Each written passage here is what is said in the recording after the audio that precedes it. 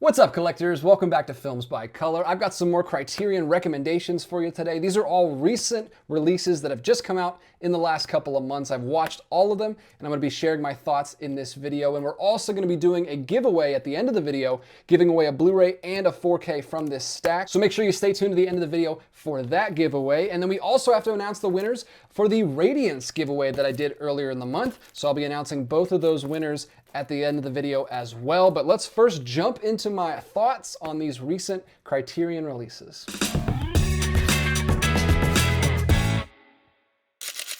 All right, first of all, big thank you to Barnes & Noble for sending all of these releases over and for providing the ones that we'll be giving away later in the video. Very happy with the emphasis that Barnes & Noble has been putting on physical media so far this year. I've been working with them since about December of last year, and they've been putting out tons of boutique sales, not just Criterion, but other boutique labels as well. Love what they've been doing in the physical media space. The first one we have here at the top of the stack is Mishima, A Life in 4 Chapters. If you have not seen Mishima yet, I cannot recommend this one enough. This is my favorite one that I'm going to talk about the entire video. The other ones are great too, but this one was a personal favorite. This is a Paul Schrader biopic film about Yukio Mishima, who was a very famous writer, author, novelist, playwright in Japan, very famous public figure and political activist of the time, and he has a very infamous last day. And this biopic jumps back and forth between his last day, a little bit about his backstory and personal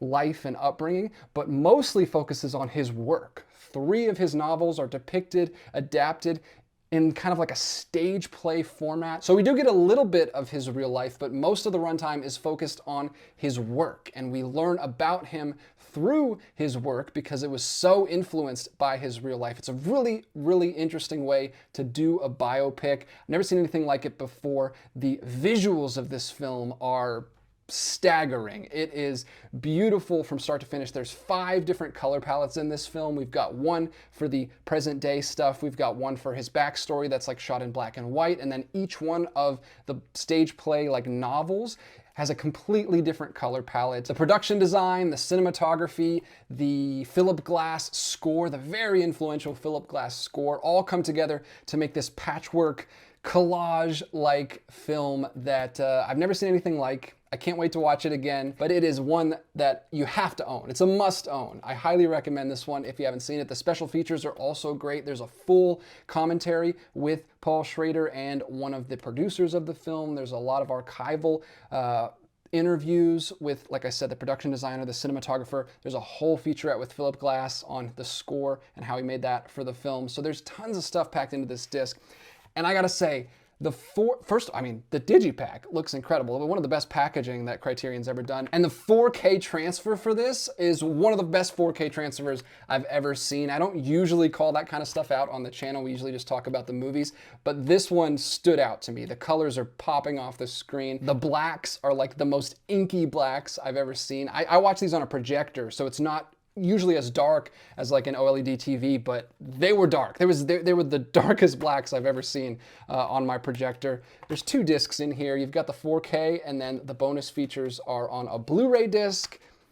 Can't recommend it enough. If you haven't seen Mishima, Life in 4 Chapters, it is a beautiful, stylized depiction of this man's life, who had a very complicated relationship with art, so much so that he turned his own life into a work of art. And I think you couldn't tell the story of this man better than Paul Schrader did with this very interesting, unique biopic film.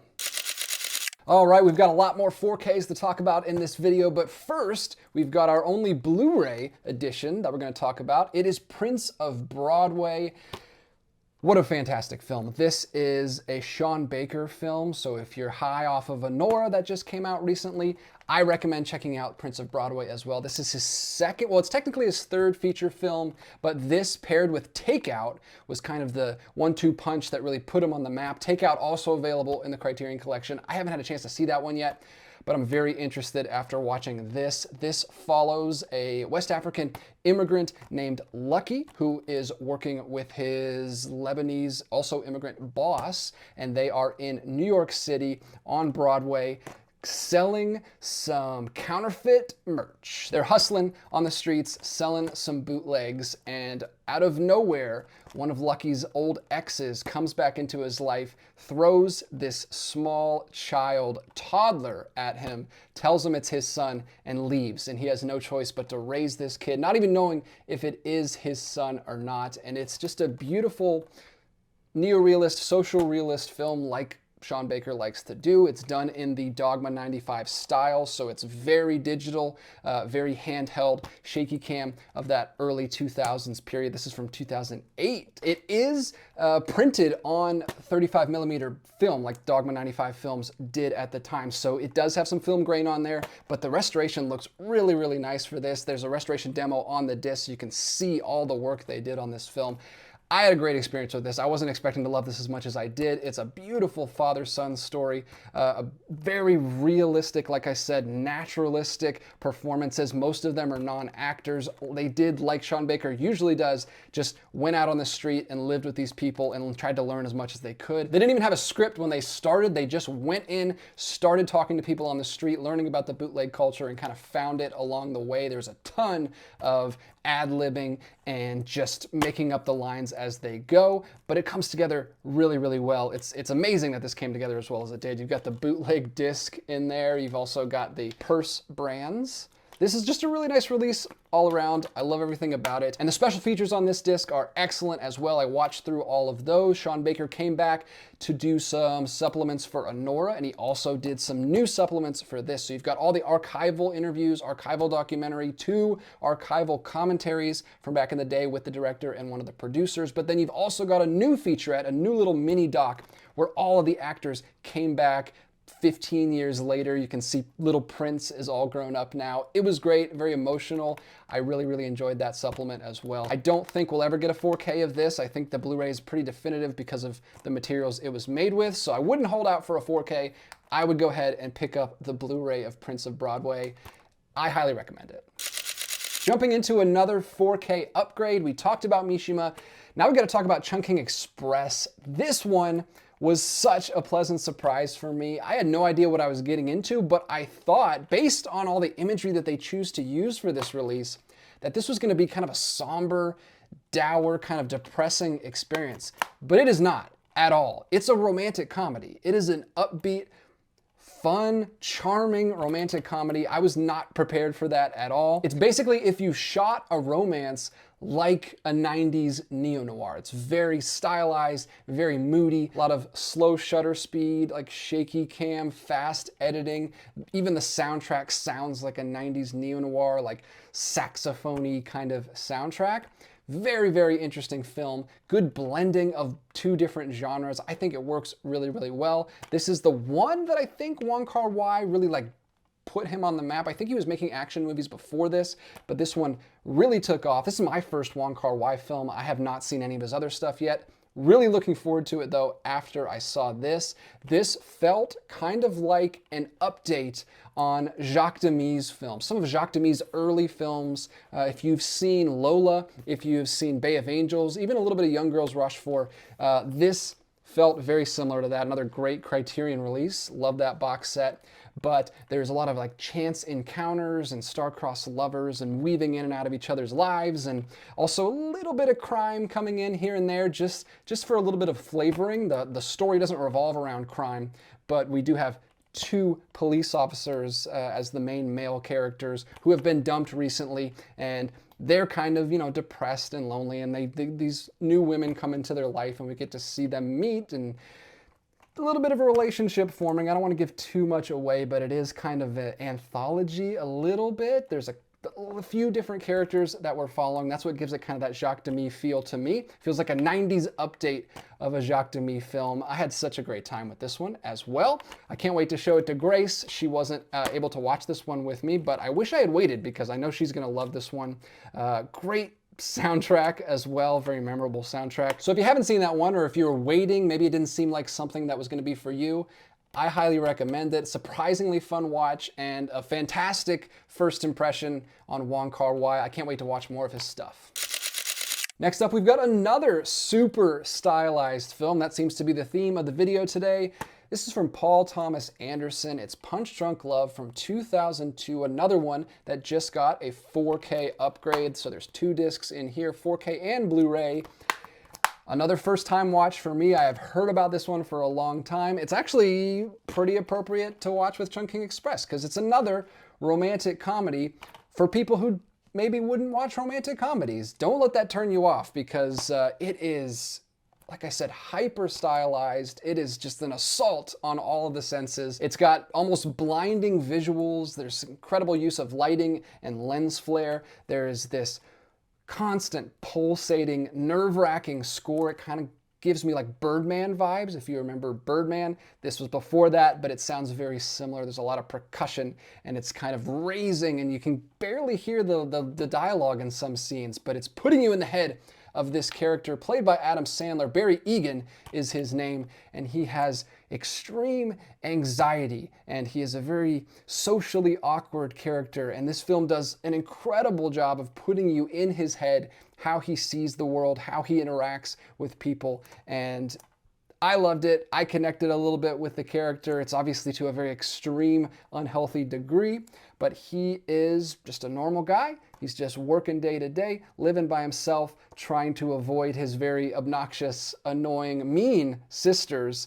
And he gets caught up in this phone scam. He calls like a sex hotline, and I don't want to give too much away, but it kind of unfolds like a little bit of a Coen Brothers movie for a little bit. It doesn't completely spiral out of control like Coen Brothers films usually do, and that's what I like about it though, is how mundane it is. It stays very low-key. The stakes are extremely low, very mundane, but the filmmaking makes it seem like it's the most epic, extravagant story ever. It's really hitting you over the head. Like I said, all your senses being activated. You've got wonderful performances by Adam Sandler. I mean, he's great in this. I've never seen him act like this before. You got Emily Watson. You got a wonderful, if very brief, performance by Philip Seymour Hoffman in this as well. I had a great time. This one I did watch with Grace, and she also loved this one quite a bit. It's a perfect date night movie. I don't know if it's going to be for everyone. I think it's a little polarizing because of just like the anxiety-inducing crazy ride that it is. So it might not be for everyone, but we had a great time watching this one. Again, packed with supplements. There are lots of featurettes with different artists who worked on the film, the cinematographer. There's an extra long like documentary with the person who did the score because it's such a unique score for this film. So he talks about that. There's also some visual art actually integrated into the film that shows on screen as like transitions between the film, and there's a lengthy featurette with the artist who did that. So lots of special features, lots of stuff to dig into on this. Had a great time with it. If you haven't seen Punchrunk Love yet, maybe check it out. And the last movie we have to talk about today is another recent 4K release that so many people were excited about. It's Godzilla vs. Biollante. This is a bonkers film. Wild film, very different from the original Showa era of Godzilla. I'm not the biggest Godzilla fan. I have not seen very many Godzilla movies outside of the original, so forgive me for the stuff that I'll probably get wrong in this part of the video, but I really enjoyed diving in with this one. This is the second film in the resurgence of Godzilla in the Heisei era, which is very different from the original Showa era. This is not the first film in that resurgence. There was a film called The Return of Godzilla, came out a few years before this, that kicked off the new era. But this is one of the most famous, one of the most beloved Godzilla films from the 80s, and it is very 80s. So if you love the 80s, you might like this. It starts right off the bat with an action scene with some big macho military men in machine guns shooting at each other with some electric guitar riffs in the background. You've got some very melodramatic, like romantic 80s sounding music. You've got computer simulations on screens with Godzilla and Biollante. So it was very much trying to set itself apart from the earlier Godzilla stuff. Feels very 80s. The restoration though looks incredible. The 4K looks really, really good, especially for the action scenes with Godzilla, and the amazing animatronic puppet Biollante that they did in this film. He has several different stages. So there's a smaller form, there's a bigger giant form, and then there's a third form in the third act that I don't want to spoil, but the cover kind of does. He's right there. That artwork, by the way, is amazing. And that was the thing that stood out to me. That was my favorite part of this. I don't know if this is really my kind of movie. I don't know that I'll ever watch this again, but the action scenes I would happily watch again because those are amazing. They're so good. The costume stunt work with Godzilla is amazing. There is fire and it's raining in most of the scenes, and they just have so many factors could have gone wrong. But everything looks really, really nice. Had a great time watching those scenes especially. The rest of it is kind of some weird pseudoscience where they mix a rose DNA with Godzilla's DNA and they make a giant plant monster, and there's a lot of stuff going on. There's actually a lot of stuff going on in the background. There's a lot of different subplots. There is a little girl with ESP. There's military chasing him around with like a flying submarine. Like, it's not boring. If you like that kind of thing. If you need more engaging like character stuff, it may be a little boring for you, but just stick around for the action scenes because they're a lot of fun to look at. There's also some deleted scenes on the back, like some unused footage from those action scenes where they just lit the animatronic up. They just burned it. I guess they didn't need it anymore. They just burned it to the ground. So there's some really exciting action stuff that was cut from the film. Even a stop motion scene that was like planned to be used but didn't make it into the film. So I enjoyed watching through that feature. There's a couple other featurettes with the special effects director, and there's a really insightful commentary on here by Sam Dagan. I've heard a couple commentaries from her by now. She's a film historian. She has a podcast. She's very informative. That was a great commentary. Enjoyed listening to that. Really glad I got to go and listen to the special features on this because, like I said, I didn't connect with it all that much watching it, but it is one that as I learned more about it, it became more interesting to me. And I not only have the 4K, but I also have a Blu-ray copy of this. So I'm actually going to give away both. Like I said, I don't know if I need to hang on to this. So I'm going to give away the Blu-ray copy that Barnes & Noble sent me and the 4K copy. So we're going to do a double giveaway. 2 lucky winners are going to win a copy of this film.